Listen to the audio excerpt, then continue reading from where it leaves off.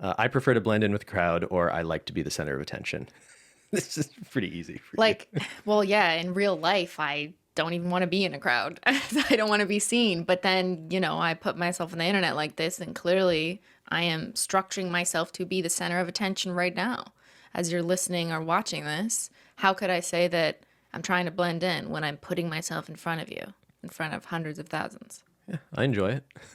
You enjoy it. I just like, I feel such a constraint in answering this question because it's almost like a push and pull. It's almost like you can't reduce people to these sort of binary statements. Yeah, but this is one that's always so hard for me because I am absolutely, and you guys know from me just explaining myself and aversion to crowds, I don't want to be noticed.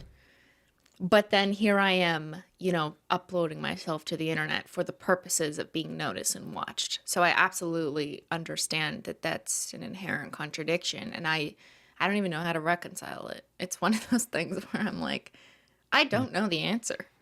I guess these things just exist in our own human behavior, though. I think for you, it's also very context dependent. It's one thing to make yourself the center of attention in a posting yourself on the internet. Whereas like if I picture you in a social setting or a crowd of people in a physical space, I feel like there's such an obvious difference in how you would think about these two statements. It's like I have two personalities and one of them will answer in a different way. That's probably a different disorder. Okay, that's not what I mean, but you know what I mean. I do feel like there's two different iterations of me. But even in terms of you putting yourself on the internet, I've never thought your motivation was for you to be getting attention. That doesn't mean you don't ever enjoy it in any sort of context, but... Yeah, I think I have a different path than most on YouTube. Like I started with no face or voice. And it was weird for me to start putting my face. I did it because I was asked. And when I saw that the results were positive, people wanting more, my views were higher, that's a good thing for your channel. I was like, okay, I guess I got to put my face on more. And that's kind of how it happened.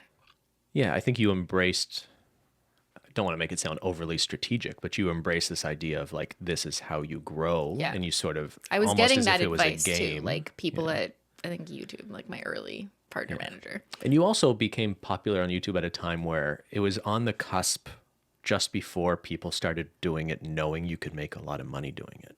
Yeah. Yeah.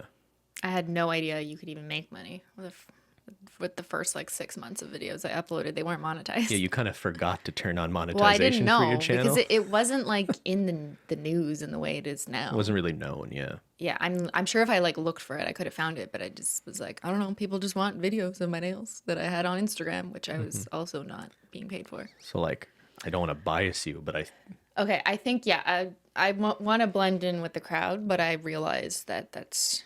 Seems strange. Yeah.